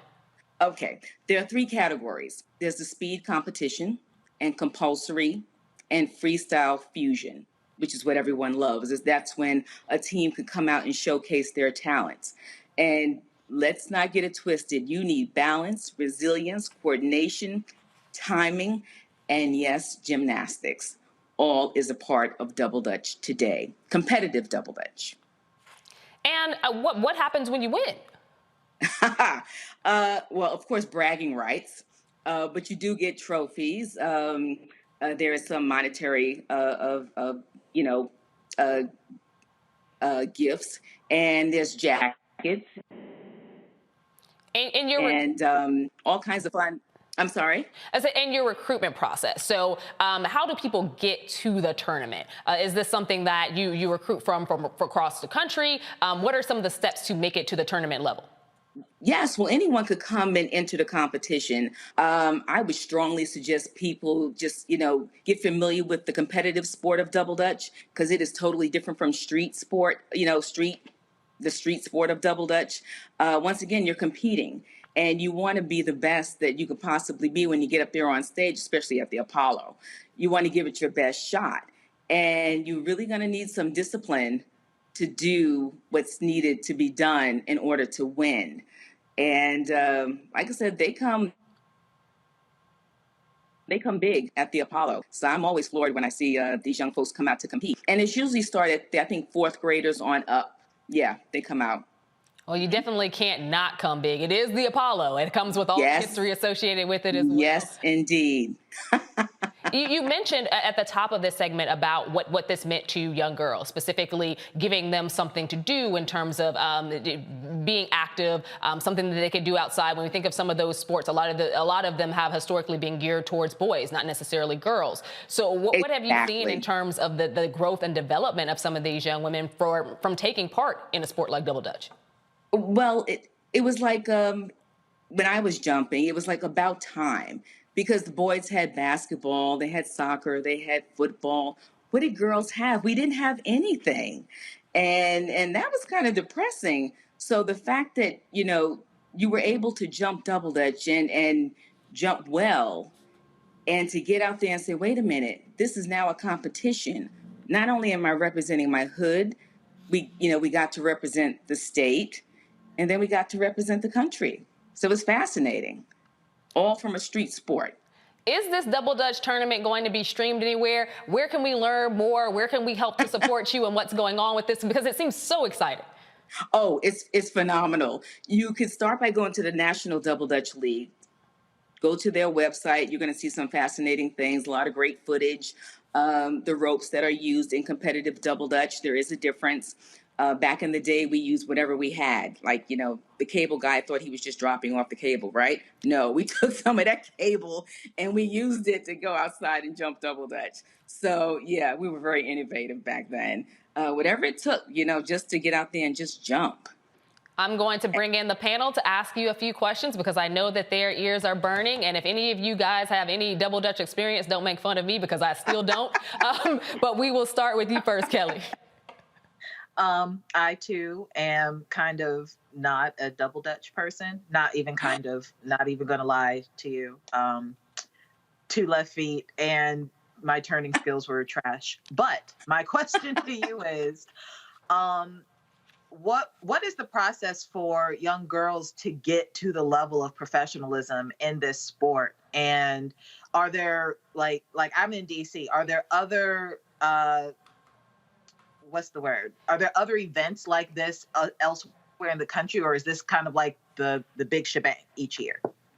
This is the big shebang each year. It really is. There are a lot of professional teams now that go out and they do a lot of exhibitions, but the National Double Dutch League has done a great job in honing the talent at the league and showcasing everything at the Apollo. I would definitely encourage young girls to really just look for a good team that they could mirror and go out there with some discipline, wanting to jump, wanting to compete, wanting to be the best that they can possibly be. And I must say, back when I was jumping with Robin, Nikki, and Deshawn, I have to name my teammates, we stayed out in the street. Once we left the gym, got kicked out of the gym, actually. And because we couldn't stay there any longer, we hit the street. And we would stay and jump on the pavement, practicing until the street lights came on. Literally. That's what we did. That was our discipline.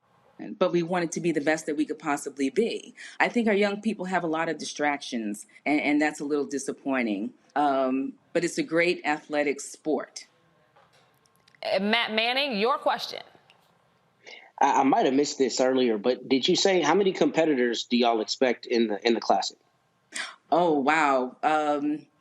Historically, we've had, I want to say maybe 150, 200 people.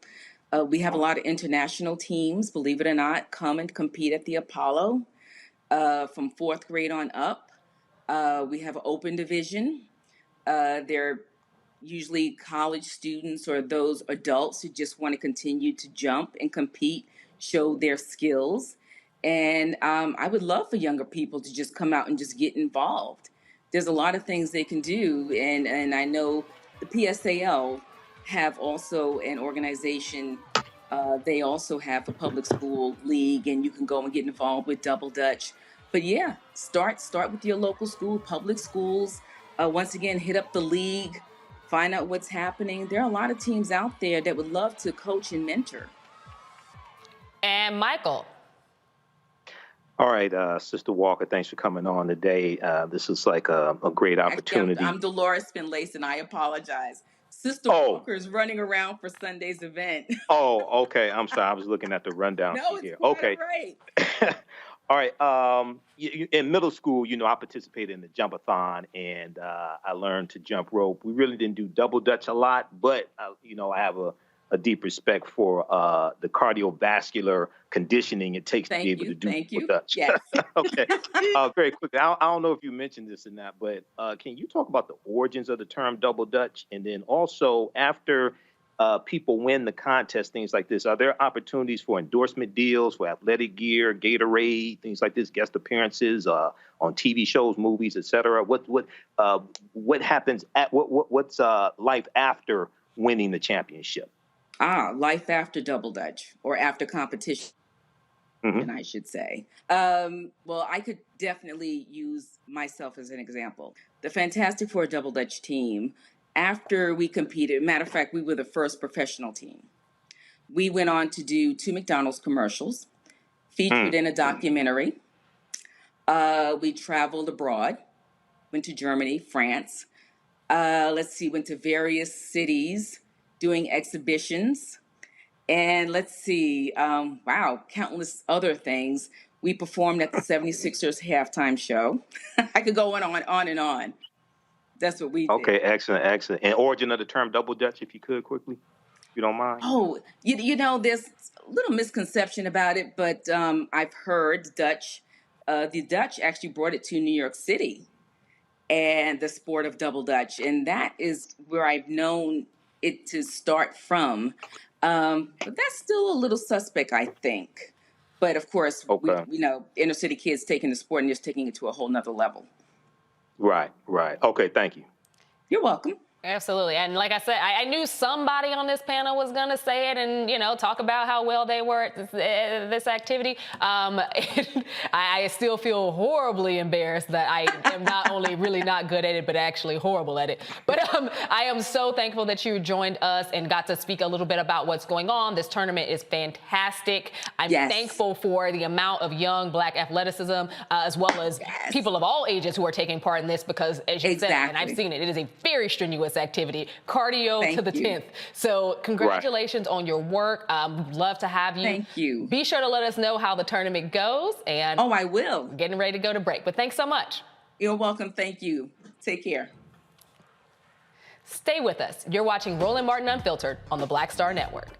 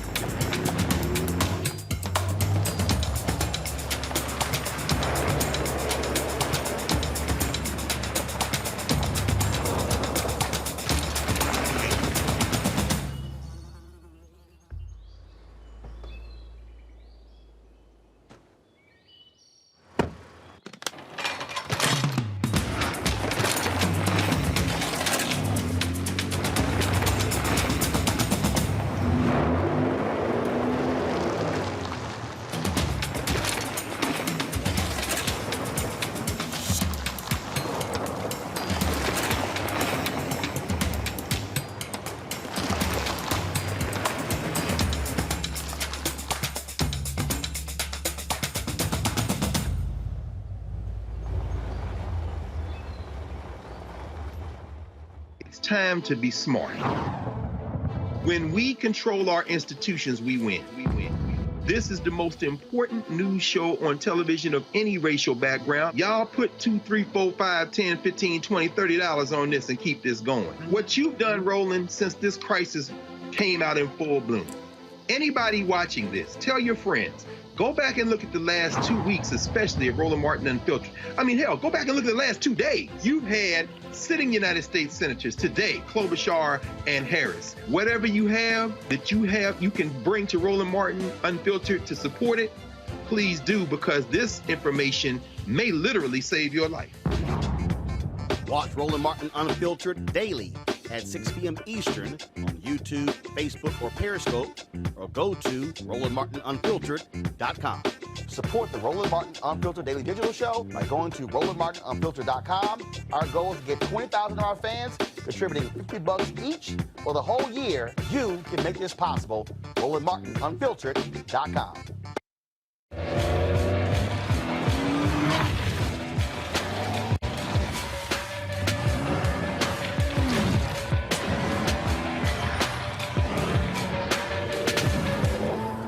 Y'all know who Roland Martin is. He got the ascot on, he do the news. It's fancy news. Keep it rolling.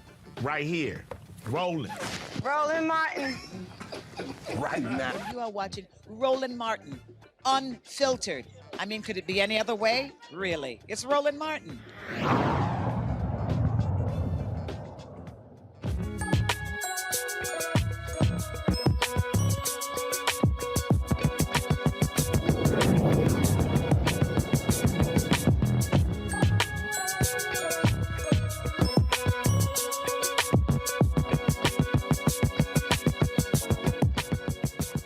First semester of full-on in-person learning is almost over. Educators knew there would be some kind of impact on the students returning from the virtual learning environment. One issue is called the COVID gap. A lot of students who were already behind fell even further behind during the pandemic. One Washington, D.C. school found a way to lessen that gap. Joining me now is Dr. Marco Clark, the founder and CEO of Richard Wright Public Charter Schools. Welcome, Marco. Thank you for having me. So this is something that I am extremely interested in as an education advocate, as somebody who has worked in one of the largest school districts in the country, Chicago Public Schools. When I look at the learning gap as a result of students doing virtual learning, many of which across multiple school districts, over 70% didn't really even sign up for sign into their virtual learning courses. We learned that over the course of the past year. For students, particularly those who are already behind in some of our core subjects, reading, writing, math, the pandemic hit them really hard. How has your institution been able to lessen that gap? And thank you for pointing to the fact that the gap isn't solely just because of COVID-19. In many cases, it existed for several students regardless to that. But how have you been able to lessen that gap and kind of pull students up to speed despite the fact that we're technically still in the COVID era? Well, first of all, thank you for that great question. And I want to salute first all of the educators who have, decided to do this momentous task of trying to educate young people and to step into this educational realm. As we showed everyone, when schools are closed, the whole country shuts down, the whole world shuts down. And so one of the things that we learned and how we could close this gap a little bit when students came back that was already there, the 3 to 5 year, typically the gap that existed between students in urban America, we wind up now having a gap that's over a decade. And so one of the things we did as a school is that we had to take away the fear. It was a reinculturation of changing the mindset of staff members and as well as students. You go from being able to be educated in your pajamas and just choosing to sign on or not sign on. And so one of the things we did is that we did house calls. We made sure that we were still knocking on doors as a school, that we were going to folks' houses, that we were giving kids rides to public libraries, even in the midst of the pandemic. The other thing that we did is that we led the charge in understanding that everyone had to be vaccinated. And so part of what we did as an administration and as a team, 100% of my administration and my staff decided to become vaccinated because we knew that that was the way to change the minds of people who had fear in them, including the administrators and the teachers themselves. Absolutely. And as someone who I led government affairs for a charter school network in Chicago, one of the hits that always comes down for those who are, in leadership or teach at charter schools is that a lot of what is done there would be very hard to replicate in your traditional public school. Though some of the things that you just named, I would argue are things that you could probably do in any school. So what are some of the lessons that you've learned along the way that you would like to pass to other educators or other school institutions, regardless of whether they're charter or community schools? Well, we learned that, you signed up, first of all, you signed the application and it takes more than just saying, I want to be an educator to get this work done. There are so many challenges that we are faced with as educators with this learning gap that we have that's only grown larger since this pandemic that we're going to have to really, really dig in. And it's not just about bringing kids in and putting more time on task. There were some things emotionally that we had to focus on. We had to ensure that we had more mental health counselors, that we were dealing with people directly from the heart and not just solely talking about what would happen in their mind. We had to emotionally affect people with positive change. And our young people had to trust the example that we were showing them. One of the things that we did at Richard Wright Public Charter Schools, and salute to my team and staff for making it happen, is that we were on the ground. We made sure that we utilized Zoom as a great platform to talk to our constituents, to make sure that we kept our school culture going, that our young people felt like that we were in their living rooms every single day, that they were committed to the work that we were doing because we were committed to them. We made sure that every extracurricular activity stayed intact. And if you can imagine having a football team through virtual or doing a reading club through virtual, we made sure that we did that because the connection is what's going to close this gap. And any educational system could do it. It doesn't take money. It just takes folks who were committed to doing that. And I salute those who are a part of my team because we got the work done. And that's the reason why our culture came back as strong as it has when we got back to in-person learning. Absolutely. I'm going to bring in my panel to ask you some questions as well. I'm going to start with you, Michael. All right. Hello, Dr. Clark. I think this is something really great that you're doing. And when I was in 8th grade, I took a journalism class at Drew Middle School here in Detroit. So I think that had a big impact on me. Could you talk about some of the success stories that you've had with students and journalism with your program and maybe careers they went on to have, et cetera?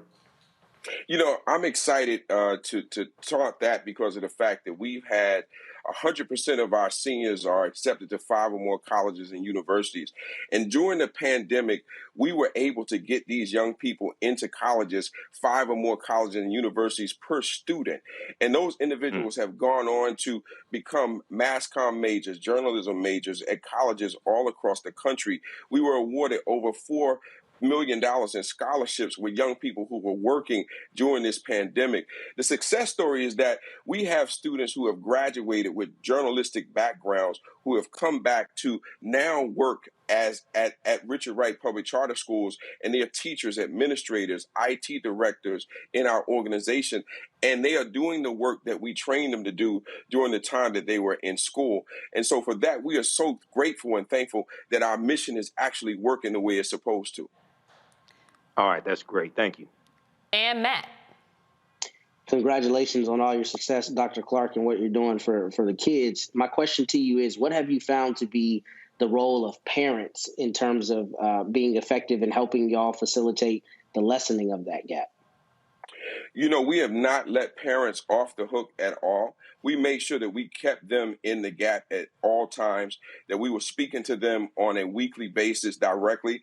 I even wrote a book called Parents, Where Are You? The Kids Are Out of Control. And that book itself was a blueprint to ensure that parents understood exactly what their roles were. We transformed parents from being just parents to teachers, because they actually needed that. So we had what we call Parent University, that we were actually training parents weekly on how to teach lessons at home so that the learning gap would not be as large once our students got back in. And I must say, we were giving parents homework. We were making sure that they were staying on top of algebra, English, Latin, and all of those subject areas so that they could actually help the young people and help our students stay on track during this time of this pandemic. And Kelly. Sure. As a DC native, I just think this is absolutely fantastic for students in the district. My question to you is, when things happen on the national scale that ends up in DC, how do you integrate like the real world events that happen? For example, even the George Floyd situation and other Black Lives Matter cases that come up. How do you integrate that into the curriculum and have the students leaned into that? If you could just expand on that a little bit. You know, that is a great thing, that we're fortunate that we are a journalism and media arts school. So we practice the right for students to express their opinions and to be a part of it. We are located 3 blocks from the Capitol, so we were totally affected with the situation that happened, the insurrection at the Capitol. We were totally involved right in the middle of that. So our kids got a chance to see things right up close in front in their face, and they were able to see and write stories about it. So our kids' voice is important. We are letting them exercise that. We even a few years back allowed them to do a school walkout where they actually led a forum down to the Capitol to voice their opinion about what was happening with the shooting at the school in Florida. So that is very important to us as a school and as a journalism school, the only one in the entire country that we are voicing this. And so we have students from Ward 7 and 8 who come from the lowest socioeconomic wards in the District of Columbia, and they are coming across the bridge and getting this information and being able to go back in their communities and have a voice of what that actually means to do real journalism. Dr. Clark, you are really raising the bar here. I want to thank you for all of your efforts, as well as the teachers and staff and administrators at your school. I think that the roadmap that you've laid out here can definitely be replicated for other schools. If they don't know how, they need to give you a call. But thank you so much for spending this time with us today. Thank you for having me. It's been a pleasure. Absolutely. Well, that's it for us tonight. I want to thank my panel, Matt Manning, Michael Imhotep, and Kelly Bethia. Thanks for joining us here on Roland Martin Unfiltered, streaming live on the Black Star Network. If you haven't done it yet, download the Black Star Network on all of your devices. It's really important, folks. If you would like to support us so we can continue bringing you the stories that matter the most, now's the time. I'm Amisha Cross. Have a great night and a wonderful weekend.